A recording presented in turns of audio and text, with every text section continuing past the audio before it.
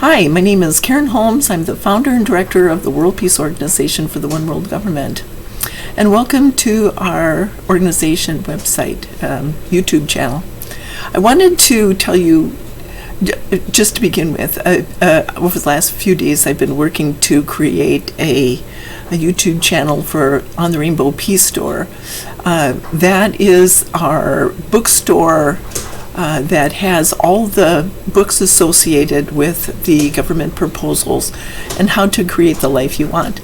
Basically what it is it's like a roadmap that you take to create the life you want, okay, which people will be guaranteed the right to do as citizens of the international government. But what I started out doing was the Pass It On books, started a video with that. Today I wanted to combine these two ideas and to tell you a little bit about what's going on. I've talked about how each government proposal, there's 8 government proposals each year, and then each one addresses a different country. Excuse me. The books that are associated with it explain the principles, the application of the principles, and then the planning steps that carry the idea forward to the next proposal. Well, imagine that the first government proposal is the exit strategy for Iraq, and it addresses something that the United States wasn't really able to do even with the surge. The conflict slowly died down, but it never really ended. It devolved as a global genocide, and so the fighting kind of stopped, but the ripples of effects have gone out, and the illusion that it was based on is still there. It created this big schism in the world. So now as we go back and address this idea, it seems like it's fading off into history, but it's not, because the ripples of effects are still there. Now, for example, let's say that we'll compare it to what's happening on the individual basis, because it happens the same on every level. So let's say that the United States invaded Iraq. It was based on a preemptive strike. This was back in 2003, the spring of 2003. So as I said, it seems like it's fading off into history.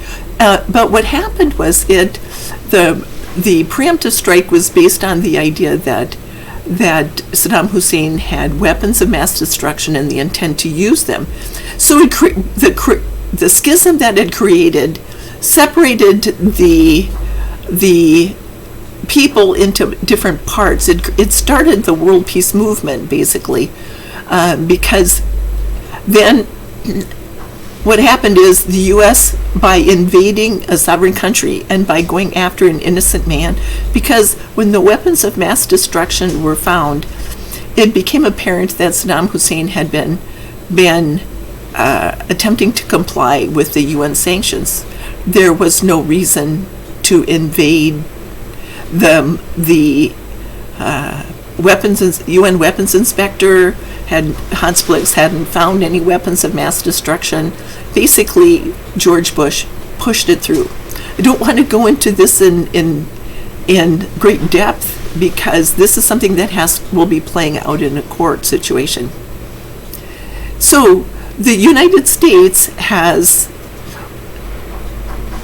stood on the idea that we're a democracy and we're going to go in and we're going to topple governments and do all these things because we're fine, upstanding members of humanity and things like that. You know, it's based on, let's say, a good idea, but it's not necessarily being followed up by our actions. Okay, so now going back to the books, what we're going to do with the books is, with each government proposal, we're going to address the principles and the application of the principles, and then the planning, like I said. The first two are they're both actually U.S. government proposals. And both of them have to do with, first, the exit strategy, and the contingency is that the United States assume responsibility for it. Okay, so now think about this. On a parallel basis, let's say that you are the kind of person who says, okay, you do something wrong. Let's say you accidentally drink and drive, and you accidentally kill somebody, or you get into this car accident and somebody dies, and you're in this crisis and you run away from it. Okay, so what happens at that point in time is that you go from going on with your life and the things are the way they are, and you feel that you can get away with things, or it's like things are eventually going to collapse around you. So you go on believing, and then when they collapse, then you go down into the abyss. Okay, what you do at that point in time is that if you refuse to acknowledge it, if you refuse to accept that idea and to face the consequences of it, then what happens is that you stay down at the bottom of the abyss for a long time. Okay, you lose your identity. The books explain this. The Power series books and the Time series books in the catalog from On the Rainbow Peace Store explains all the principles associated with this idea. Then what happens is you have to start to rebuild your life. And that is what is the third government proposal. And that is when our organization goes in and actually starts to rebuild Iraq. And to overcome, we address this. That's what our first three government proposals are doing, is it's like saying what we did, we did something wrong, basically, and then we acknowledge it and we start to assume responsibility, and then we come out of a crisis by assuming responsibility, and that's when we regain our power. The Iraqi people basically have been kicked off course because a government that didn't evolve from within their culture, it was put in place by an outside force, set into place this idea and their government, and basically what seemed like a good idea for the Iraqi people, because they got to right to vote and do things that they didn't have before. Then what happened is that they lost their identity. They're still trying to figure out who they are and what they're doing. Okay, so in other words, if you were like an alcoholic and you hit bottom and you lost your family and you lost your job and all the different things, then you have to rise out of that and rebuild your life and then create a new identity for yourself. I like to use Betty Ford, Gerald Ford's wife, President Ford. She was an alcoholic in the White House, and she got caught basically doing this.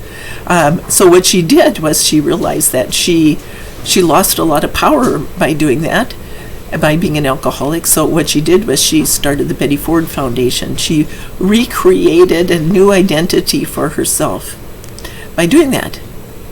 Okay, now that how do we deal with this? How do we know what the truth is associated with this?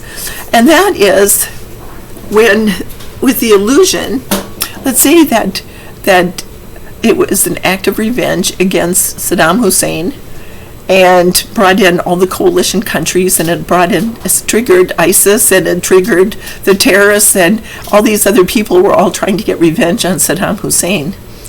But what happened at that point in time was that we have been very proud of ourselves as a country, that we are one nation under God, indivisible, with liberty and justice for all. But God doesn't work with anyone who's not standing on the principles of universal law. We were no longer standing on the principles of universal law. It was okay if we had to defend our country, but when we became the aggressor, then basically we no longer had the protection of universal law on our side. We no longer had that. We were no longer one nation, indivisible, because we were under God. Okay. So God doesn't work with anyone who doesn't stand on universal law. It's something that is where we start to look at a sense of duality, a sense of villains and victims, and people who are not standing on the rule of law.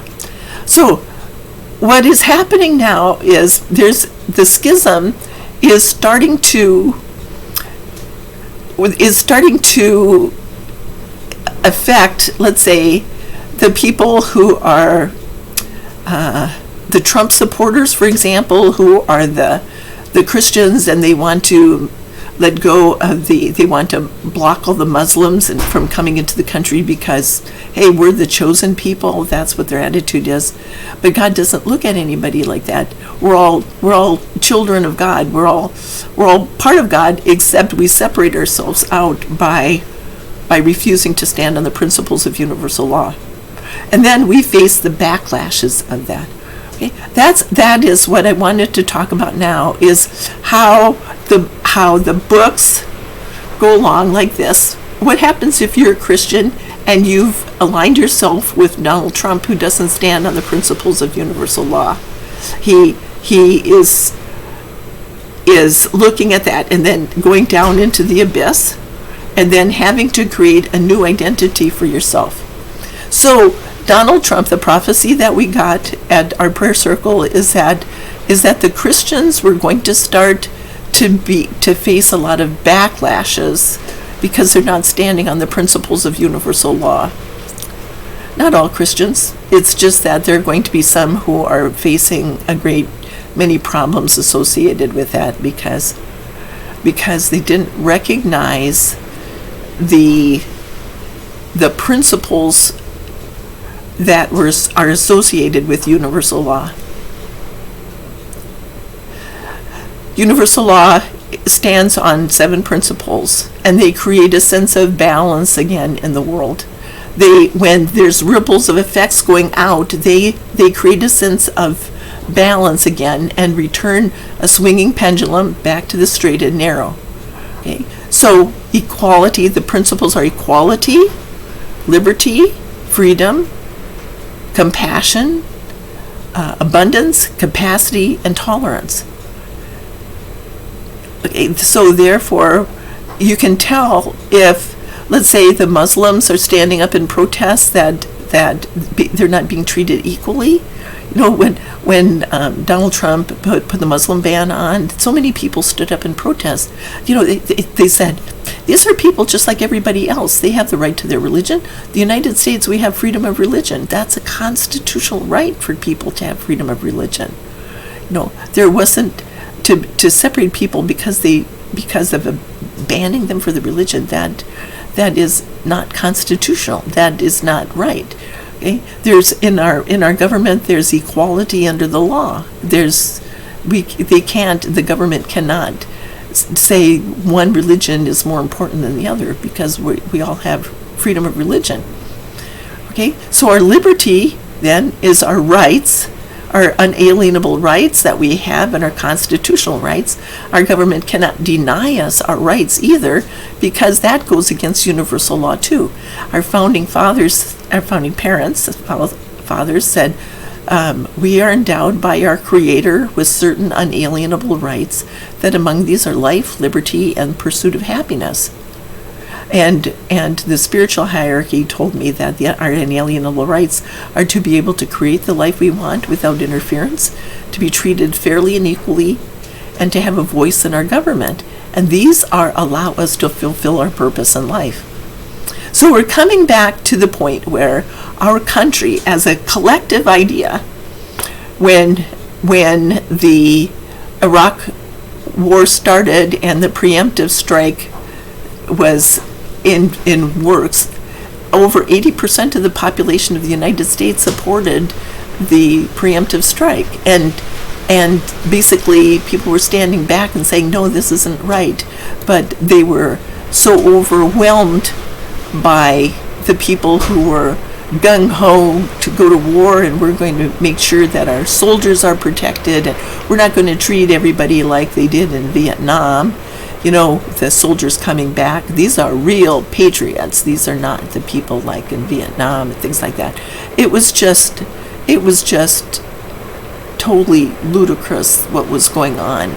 So now what we have is a government, a people that is separated out and not standing on the principles. So we have principles, people who are standing on the principles, going up and functioning on a very high level because they are united. Everybody is functioning based on their unalienable rights, standing up in protest that they have the right to do things based on the Constitution and what our Creator gives us. And then the people who are going down in power because they're facing the backlashes of universal law and the constitutional law. Okay. Basically, that's all I wanted to say today. I wanted to make this short. I'm going to put the website on for the books. Half the money that comes from the books goes to support, the sales of the books goes to support the organization's projects, which benefit everyone. So basically, that's all I wanted to say is the books explain all the principles. Okay. So our first 3 government proposals are explaining what happened, and then going down, and then how to rebuild again, how to get out of the abyss. So thank you for listening a lot, and I ask you to like, share, and subscribe, and come back, share this with other people, because this is something that I feel is very important that we're doing. The plan for the international government has been open to debate now since 2003, and people have been aware of it for a long time. People in 87 countries support the plan for world peace. So, anyway, thank you.